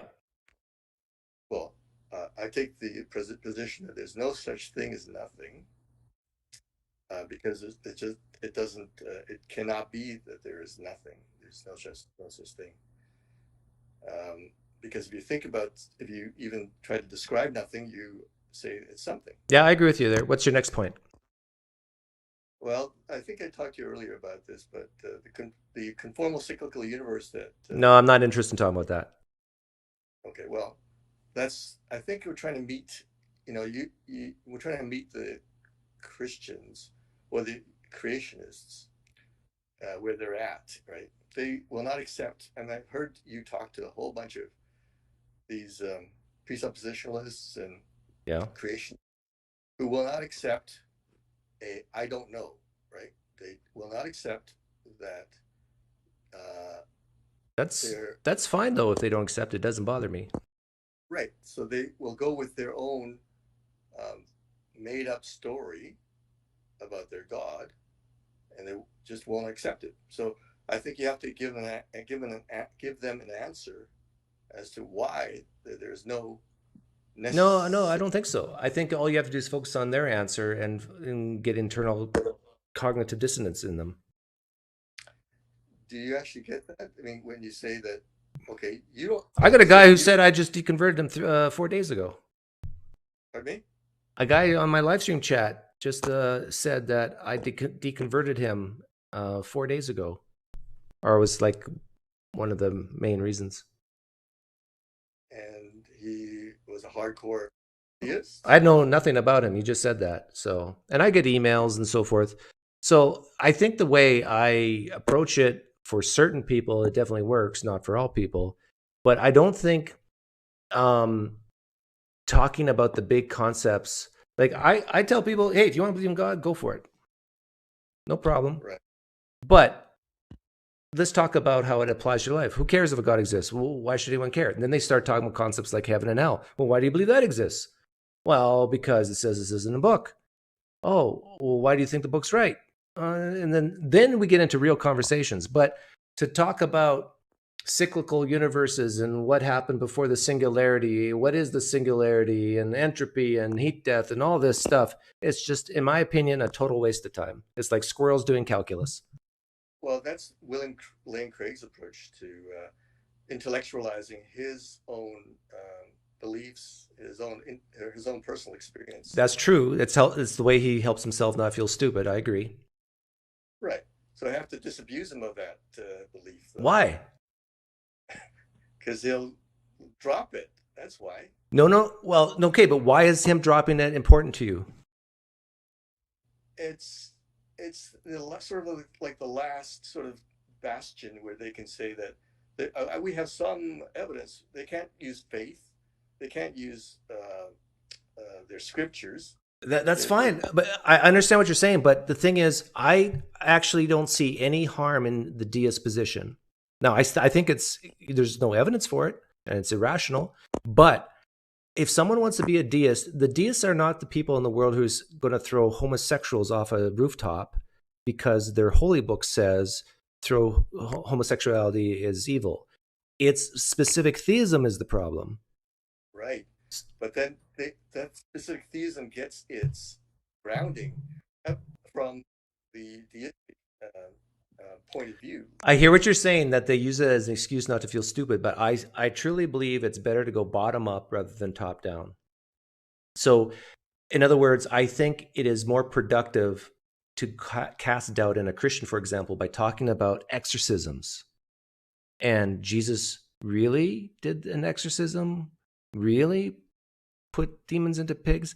And they kind of go, well, yeah, it's... And then you talk about the historical method and the confidence of various claims. And if you get them to doubt Christianity or Islam or Hinduism, they will start to look at the arguments that you want to talk about, like the first cause and those type of arguments. They will look at those arguments now in a new perspective. That's I truly believe that. But they still, if you can believe in magic, you can come up with all sorts of rationalizations as to why they would believe the talking snake or somebody rising from the dead. That seems not that much of a leap. You believe in magic. Yeah, but there's some atheists out there who believe crystals will heal you. I mean, there's stupidity everywhere. And so just by stopping believing in a higher power or whatever, doesn't guarantee you're going to have skepticism or people thinking rationally. I think the key is to meet them at ground level and tackle specific beliefs one by one that affect them. And I really don't think general deism is an issue. And right. And it does give them something. It gives them explanation, right? It gives them an answer of why are we here? And if that helps them sleep at night, who am I to take that away from them? I think you should have taken it away from them, but I should make them cry, right? But I've heard you talk to so many people, including like Canadian Catholic and all these other theists. And there's one young fella, I can't remember the name of it. You're talking to him about. He was talking about the first cause arguments and all this stuff, and you couldn't come up with an answer to his fallacious claim that there was. What was the question? Pardon me? What was the question that I couldn't come up with an answer for? Where his claim that there must have been some first cause or cosmological argument or prime mover, that he was justified in believing his Christianity based upon his belief that there must have been a first cause, right? Okay. That was. But what was the thing I didn't have an answer for, though? That you didn't address him and try to disabuse him of that belief, so that. Well, the way I handle that situation is I almost always ask the question: is it possible that there's a prime mover and Christianity is false? If they say no, basically the conversation's done. It's they're like, what's the word? Doxastically closed. And you're never going to change their mind. If they answer yes, then we start talking about specific theism again. So I'll always divert it back down to ground level. And you know, another reason why I do it this way is because if you listen to these philosophical type Christians, they don't want to talk about the ground level. So you do what they don't want to do. They want to talk about the five, what was it? Thomas Aquinas' 5 ways and all these philosophical arguments. They don't want to go down to the meaty stuff. I mean, I should say the practical stuff that really affects their lives. And so do what they don't want you to do. Well, yeah, that's with the presuppositionalists. They will try to attack your position and say you don't have the grounding, or you can't come up with the reason why the universe is present. So therefore, I say the reason is it's necessary. Well, I think you can extend that into. But why? Why'd say more than what one word can handle? Okay. Like, because I would just parrot whatever they say. I say why, not. I'll say, why does your God exist? Why? What are they going to answer to that? Well, he just does. He's necessary. He's necessary. Okay, now ask me why the universe exists. Because it's necessary. Why does that answer work for you and not for me? Well, because it's time and space, right? Let's go into that. And also, well, this is just a necessary brute fact. Well, then they'll go into the argument that there's no such thing as a linear regress, infinite regress, and that you must have some sort of first grounding to that infinite regress to stop it from regressing. Then I'll ask them, is their God personal? Does it have thoughts? And most of them say yes. And they'll say, well, does that mean he can have one thought before another and one thought after another? Like the infinite regress still applies to theism. And plus the whole concept of time. Like, what is time? Time is a philosophical word, not just a scientific one or an entropy one. Again, it's like squirrels doing calculus. Like, we don't know if time is one direction only. In our universe, it is. Yeah. But anyhow, these topics I know you really love, but I really don't that much. Other than to say that whenever I hear these topics, I want to divert it back down to what's really practical in everyday life. Like, but I agree with you. The reason why they give these arguments is not to feel stupid, which speaks volumes. Like, I did a video on Alyssa Childers, and she just came out and said it. She said, sometimes I wake up in the morning and I think, are we all crazy? Like, is Christianity really true? But then I think about the Kalam cosmological argument and I feel good. Yeah. And so you're saying I should attack that because, yeah. But I'm saying, no, let's keep the pressure on that idea of, am I crazy for believing a man rose from the dead? You're better off focusing on that rather than the top level stuff. Sure, they have doubts, just like Mother Teresa says she had doubts about her religion, but then they run back to that cosmological argument or whatever prime mover argument. Then you have to try to attack that. You have to get them off of that perch that they're on. What's the degree behind you? Oh, just an MD FRCP, Canada. MD FR, what is it? What's the FRCP? Fellow of the Royal College of Physicians and Surgeons. Oh, wow, that's a mouthful. What university did you graduate from? U of A. Alberta. University of Edmonton. Okay. Are you old enough to remember Gretzky, or were you there during the Gretzky days? Yeah. Yeah. You're cutting actually in and out on me, but anyhow, it was a great discussion. It was better than last time. I'm sorry that I don't want to engage with you on the meat of it, but I'm sure there's a lot of atheists who would love to. Actually, Floyd, who was just in here previous, he's a philosophical type. He would love to talk about this stuff, I bet. I think he has a channel. You can check him out, Floyd FP. Okay. Thank you. Take care, Ansel. Canadian Catholic, you're still advertising on my channel, but at least you're paying for it. Good show. Good show. Okay, last chance for a Christian to come on. All these flag-waving, phony atheists come on.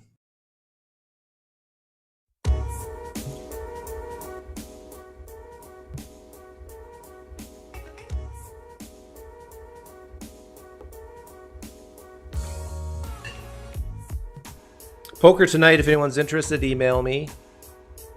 My email's in the About tab. Do the DLL1671 at Yahoo. Read the last one out loud, says Canadian Catholic. Turd Ferguson, I'll let you in because of Norm MacDonald. Hey, how's it going, PineCreek? It's going well. Hang on, let me fix things here. What's up, Turd? I'm sorry to inform you that I died a couple weeks back. And you're 1 week ago now. Are you calling in from heaven?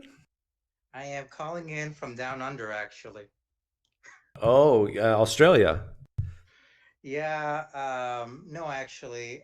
Turns out Norm MacDonald didn't follow the correct religion, and he ended up going to the hell, unfortunately. Yeah. The correct religion ended up being Islam. Speaking of that, there was a recent conference they had in America, American Muslim Jurist Association, where they had all the American Muslim scholars, and the topic of that conference was about Muslims and atheism. Muslims and atheism? Yeah, so they have had something like 10 or 20 Muslim scholars in America who generated a whole list of documents trying to describe and figure out why are so many young Muslims leaving Islam. Are you a former Muslim? I forget. Yes, I am. Oh, okay. Well, they're leaving Islam because it's crazy and not true, right? Well, that's not what they have in the documents. It says they're leaving for emotional and social reasons. Oh, yeah, because anybody who's rational and uses reason will see the truth of Islam, right? Exactly. I mean, they didn't invent the Kalam argument for nothing. Yeah. But it's interesting. It turns out something like 23% of people who are born Muslim in America end up leaving. 23%. That's lower than And Christianity, I think. and 70% of those end up being no religion, and I think 20% end up going to Christianity, and the other rest do something else. Okay. Do you think I should focus more on Islam than Christianity? No, I think it's your niche. I think it's your expertise. I think there's plenty of online ex-Muslim atheists out there. I know recently there was a debate between two people, one on Modern Day Debate channel. Oh, I watched that. What's his name versus what's his name? Yeah, Haqiqat versus Haris Sultan. The atheist is Haris. The Muslim is Daniel. Daniel Haqiqat. Yeah. Anyway, that was. He strikes me. How do I say it? From your end, Haqiqat looks like a very Calvinist type of deal, where he would say with a straight face, "Yes, I am willing to follow these rules. Yes, I am willing to follow those rules, Yeah. even for my own family, and so on." Calvinistic Christianity is very similar in a lot of ways to Islam. I think the standard theology in Islam leans much more towards whatever Calvinism does. I mean, obviously, Islam comes before Calvinism, but Do you know who James White is? only from you. Okay. But James White is a Christian apologist who's a Calvinist, and he has been criticized for talking to many Muslims in churches and so forth and mosques and talking about their disagreements. And once I started engaging Muslims like in the past couple of months more, and I made that connection when they just like God is not so much a God of love, it's a God of what's the word? Justice and power. Yeah, power. And I go, this is how Calvinists view God too. And you know, who goes to heaven? Well, that's ultimately up to Allah, but you know, you got to be scared if you've heard the message clearly and you rejected it. And it's just, and I actually think that the reason why Christian Calvinists like James White are attracted to Islam is because they're very similar to each other. Yeah, and I think the word for worship in Islam is very similar to the word slavery. To be a slave, to worship is synonymous with being a slave. Yeah. Uh, the proper relationship between a good Muslim and God is supposed to be a relationship of slavery and master. Yeah, and you do not question, like there are some Christians who will have no problem questioning God and wrestling with God, but Calvinist Christians, no, it's more like Shut up, fool! You know, just shut up, fool. That's the Calvinist position. If you have a problem with God, you just shut up. And that's the Muslim mentality as well. It's like, how dare you? How dare you question Allah? Where were you when the world was formed? Yeah, and it goes also in the myth of Satan in Islam. The first sin that Satan does is he refuses to obey God's command. So his sin is that is not that he killed someone or he hurt someone. His first sin is that he disobeys God's command to bow down to Adam. I think that's a story from like Hellenistic or post-Aramaic, like Christian story, something from the Gospel of Thomas or some document similar to that was somewhere around in the Middle East in the 5th or 6th century AD. Hey, Turd, I have someone who wants to come on. Is there a question you had for me? No, man. Don't go dying on me. You're my second favorite Canadian. Now that Norm Macdonald died, you're my first stop. Well, if I do have terminal cancer, I'm going to tell no one. You're just going to hear. You're just going to hear it in the papers someday. All right. Take care. Okay, you too. Maybe Jason's a Christian. Hey, Jason.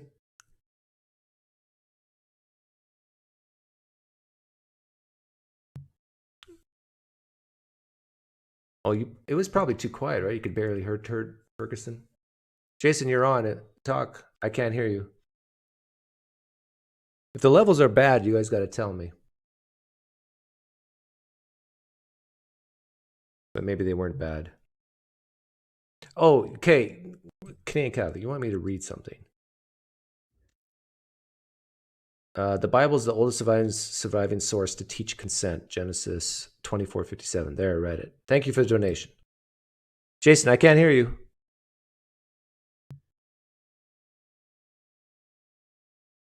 Check your settings on the top right. Oh, I heard something just then. You're trying. Hello. Hello. Oh, now I can hear you. All right, can you hear me? All right, you got it? Yep. Just speak nice and loud in your microphone. All right. Well, I mean, I guess I've kind of been listening to you, and I'll just start off by saying that I, as a born again Christian, you can ask me what that means later. Oh, I know what it means. Do believe that Jesus did throw demons from one person into some pigs, and they ran off the cliff. Do I believe that? No. Okay. No, well, I know you say, like, you can get Christians to doubt because they don't believe that. But, the real ones believe it because that's what the Bible says. Does that make sense? Yeah. So you believe everything the Bible says? Well, here, I'd like to throw a little wrench into your, what you have heard, because you probably haven't heard this one, okay? I kind of have my own view on one portion, okay? So Jesus, when he's asked about divorce, says, is it supposed to be like this? Jesus says, that's not the way it was supposed to be in the beginning. You made that because of the hardness of your heart. So if Jesus is downplaying the one point, how many different points can we extrapolate? Do you feel what I'm trying to put down? Nope, not at all. All right. So if he's saying divorce is bad, you said divorce was bad, and it wasn't supposed to be like that. Did the Jews also say a lot of other stuff about a lot of other stuff? Yeah, the Jews said a lot of stuff. So we can infer, like, maybe the shellfish stuff, maybe the other stuff, how much of it was from... Oh, yeah. I see what you're saying. Jesus... You're saying that Jesus changed things. Now I'm saying that the Jews, through the hardness of their heart, wrote down stuff that Jesus said wasn't the way it was supposed to be. This is interesting. So you're saying that in the Old Testament, when it says, "Thus saith the Lord," maybe the Lord didn't say that?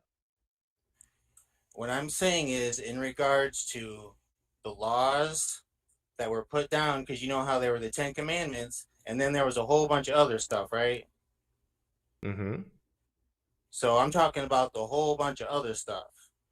You know what I mean? I don't know how much of that other stuff I can vouch for now because of what Jesus said. Does that make sense? Yeah. How do you... Can you give an example of something that Jesus said? Like, I guess you just did with the divorce, right? Yeah, I mean, if you say that about one point, about one law, and the Jews were willing to kill people based off this law, what does that tell you? What? Why do you think Jesus said the things he said in the New Testament? Because the Bible just reports that he said it? The Holy Spirit told him. How do you know that? Because that's what the Bible says. He was. Is there given the anything? Holy Hang on. Spirit. Is there anything in the? Okay. Is there anything in the New Testament that states something that Jesus said that you think that Jesus didn't say?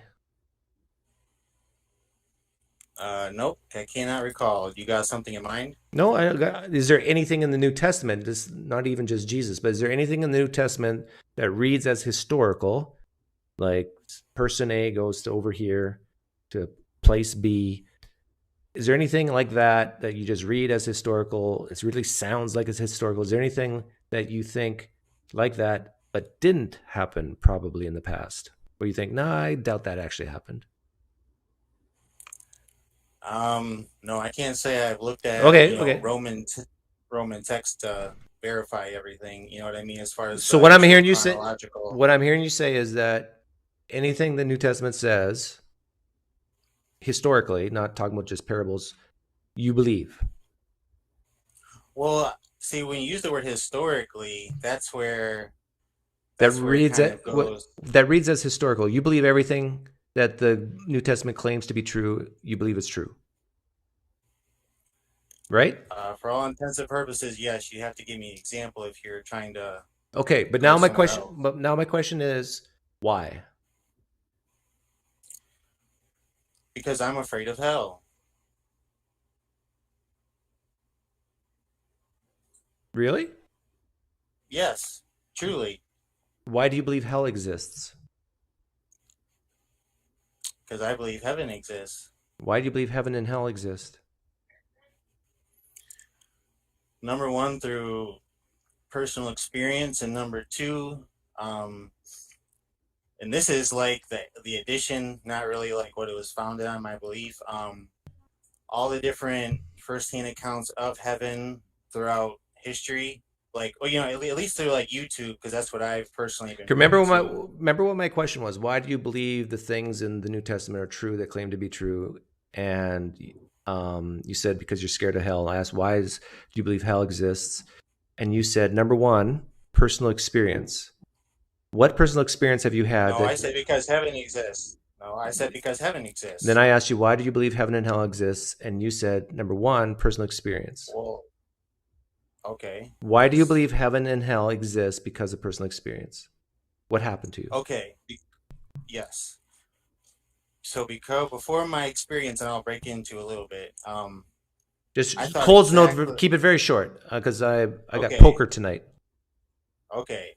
I thought exactly like you. I made fun of somebody in high school who believed that the Tower of Babylon was real and the languages were all anyway. So I was there. My experience was to try to make it something.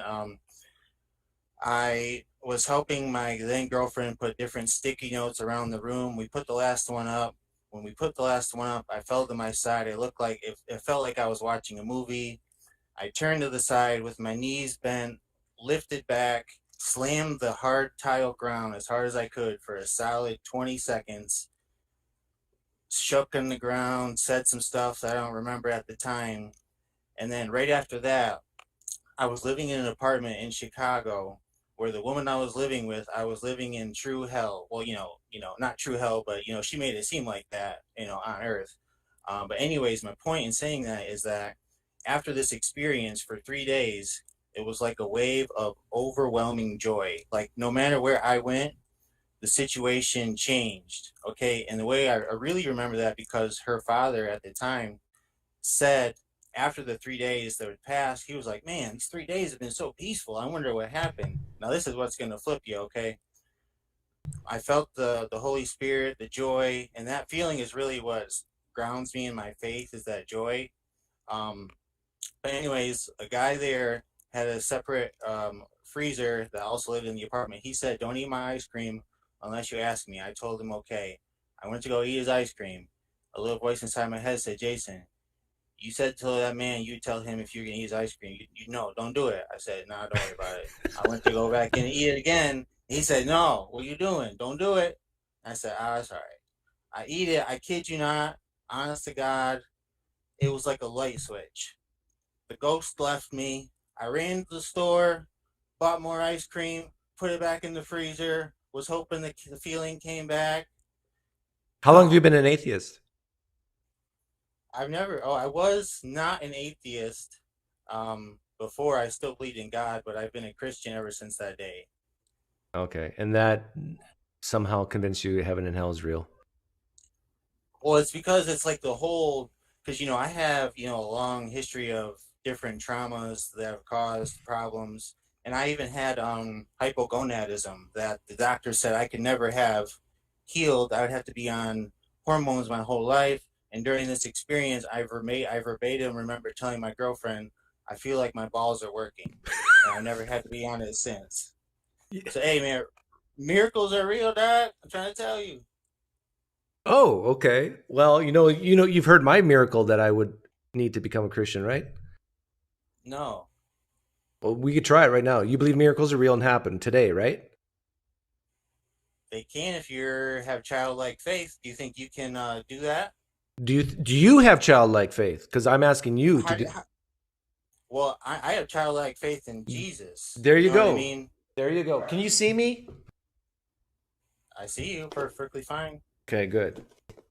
Now, you said you believe miracles can happen today. Obviously, it happened to you. No, I said they can happen today. Right? Okay, it's a possibility. It's a possibility. Okay, because it happened to you. It's happened to many people, and it happened to me. Yeah. Yeah. Okay. And you have childlike faith, yes? Yeah. Yeah. Okay. Glass of water. I'm not trying to trick me or anybody here. Kleenex. Actually, it's a Costco brand. No, it is Kleenex. I went for all out this time. Really soft. Okay, so I'm going to dip this. You see it dripping? I do. I want you to pray with your childlike faith for Jesus, in the name of Jesus, to light this on fire. See, now you're toying with them. Does that make sense? I'm doing exactly what Elijah did in 1 Kings 18. But for what purpose? So I can become a Christian like you. Do you want me to be a Christian like you? I want you to have childlike faith to seek Jesus and not just have a parlor trick be the foundation that gets you there. Does that make sense? If I said that my sister is dying of cancer and I asked you to pray for her, would you? If that was true and you gave me her name, I would. Isn't that a parlor trick? Nothing I've said so far has been a parlor trick. Why is praying for my sister to get better physically not a parlor trick, but to have my spiritualness being awakened so I can be born again, a new man? Why is that a parlor trick?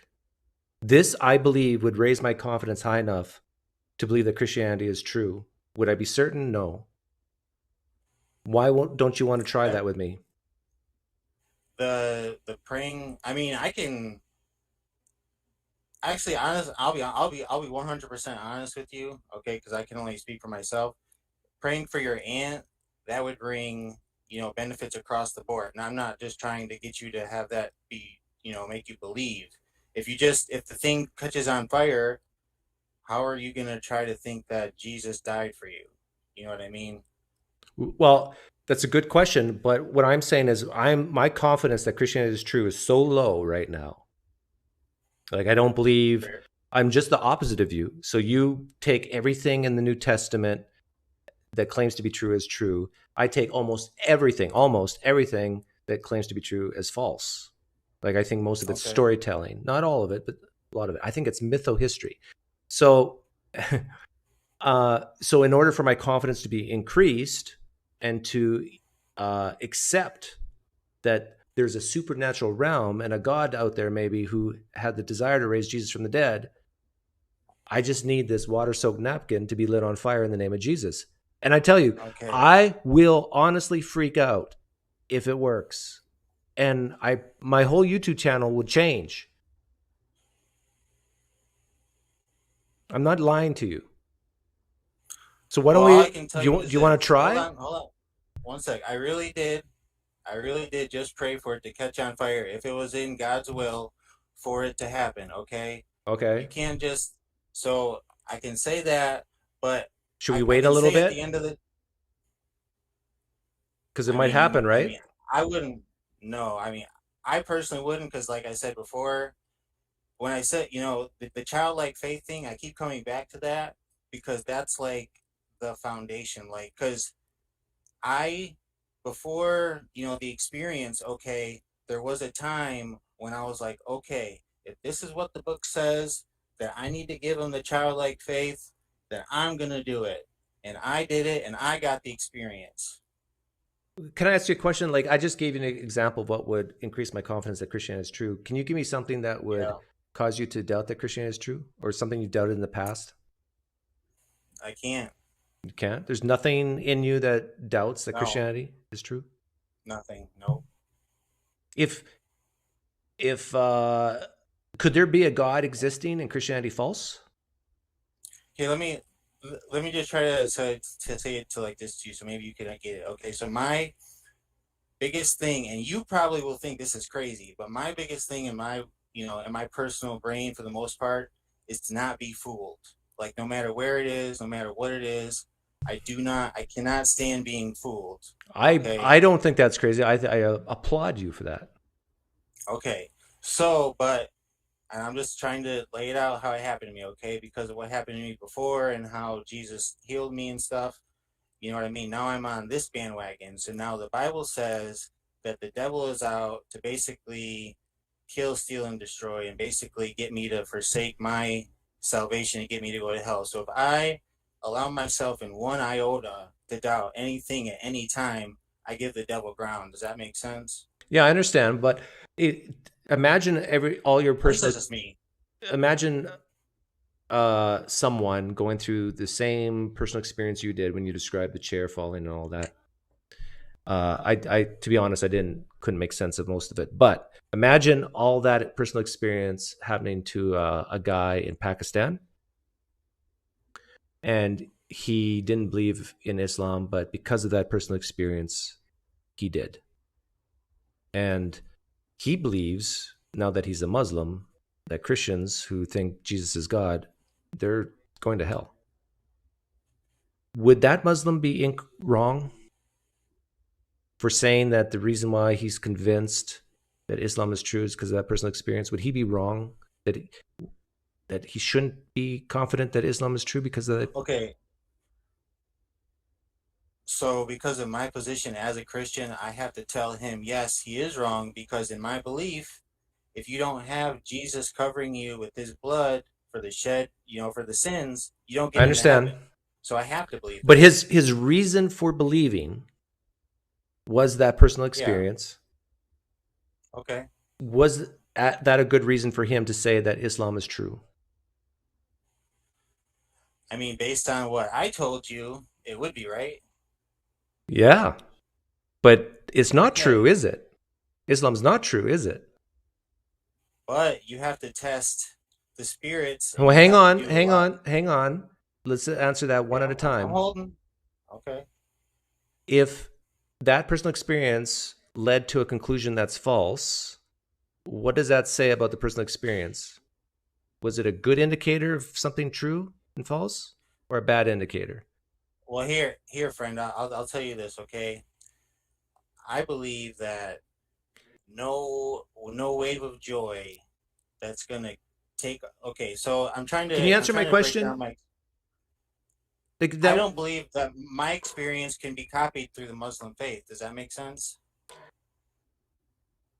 I don't mean to hurt your feelings, but your personal experience is not that special. That's fine. There's billions of people on the planet who have experiences, personal experiences. All I'm asking you is this. This person in Pakistan had a very similar experience that you had and came to the conclusion that Islam is true, but he was wrong. And I'm asking you, what does that say about the personal experience and linking it to Islam? Was that a good way of saying Islam is true? And I think you and I are both agreed that it's not a good way, right? Because Islam is not true. So now I think you know where this is going. And there's a Christian trying to come in and my dog's preventing it. Just hang on a second. So now the question is, if it's not a good way to coming to truth for the Muslim, why do you think your personal experience is a good way to come to truth for Christianity? Well, I can only say, I guess I can only talk for myself, right? So, based on what I went through as a kid, okay, and because my real name is out there, I'm not going to say it, but because of those things, like the level, all I can say is for myself, the level of joy that I felt, like it's a level that you can't describe. And I understand, like you're saying, it's your experience. You can't keep going back to your experience, but if that Muslim in Pakistan who used to be an atheist became a Muslim and the level of joy in his life went sky high, would that mean that Islam is more likely to be true? Lean yes or lean no? If he got a bunch of joy, I mean, honestly, I'll just tell you how my brain works, okay? My brain work says that that's probably a false angel giving him a false sense of joy, because the devil masquerades as an angel of light, and I'm just gonna go here. The Islam Quran says to lie to the infidel. So okay, wait. Muhammad did what? Killed a bunch of people. Okay. Jesus killed a bunch of people. What? Yeah, Jesus killed almost the entire planet except for Noah's family. Jesus did all that? I thought that was God because of what the people were doing. Yeah, but Jesus is God, or you don't believe Jesus is God? I believe Jesus is the Son of God, but the exact same thing, no. Okay, well, Jesus' father, who Jesus said, when you look at me, you see him, killed a lot of people. So it runs in the family to kill people. I mean, if you're praising Satan and doing his bidding, watch out. But let's get back to the Muslim, because this is very important. The Muslim got experience like you did, and he said, oh, that's why number one reason why I think Islam is true. But yet we both agree that Islam is false. And then you said, well, I got so much joy. Well, this Muslim got a bunch of joy. Does that mean Islam is true? And you said, well, maybe he's deceived by a demon. Okay, maybe you're deceived by a demon. How do you know that this joy that's in your heart and soul wasn't caused by some demonic force? Okay, this is good. We're getting somewhere here. So demonic forces, they work to steal, kill, and destroy. So if those three things precede what happens, you know what the cause was. But if creation happens, you know it was from the other source. Okay. Did you have any things being stolen from you, robbed from you, destroyed in you? Nope, found a newfound reason to live. Newfound reason to live. Well, this Muslim guy in Pakistan, I talked to him and he said nothing was stolen from me, nothing was destroyed. So he knows it wasn't a demon that gave him the joy. I heard a little laugh in the background. No, it wasn't me. I guess for me, it's like, we can try to, apply logic to the things of the spirit, but at the end of the day, we shouldn't apply. I'm sure you've heard. We shouldn't apply logic and reason to your beliefs. So for example, let me give you an example of how I apply logic and belief. Okay. Actually, I'm not that. I think we're done, Jason. Okay. No offense, but nope. I'm just glad to go get on and talk. Yeah. Take care. Take care.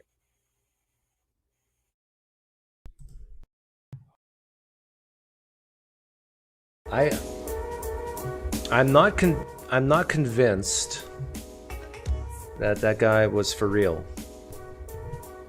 I heard a few chuckles. He was either an amazing troll, play acting, or something else. Or something else. Well, poker night starts in 1 hour, but I gotta eat and study all my opponent's moves beforehand.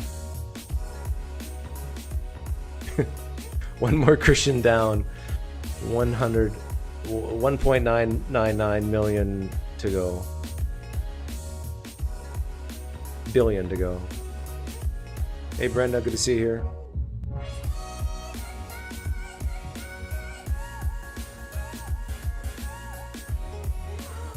It's interesting how well the outsider test for faith works, right?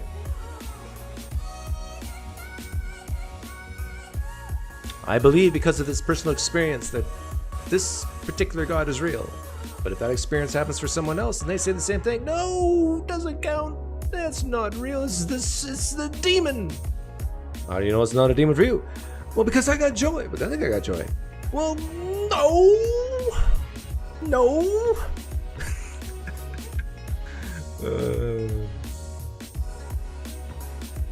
But he did pray for my water-soaked napkin, but it didn't light on fire.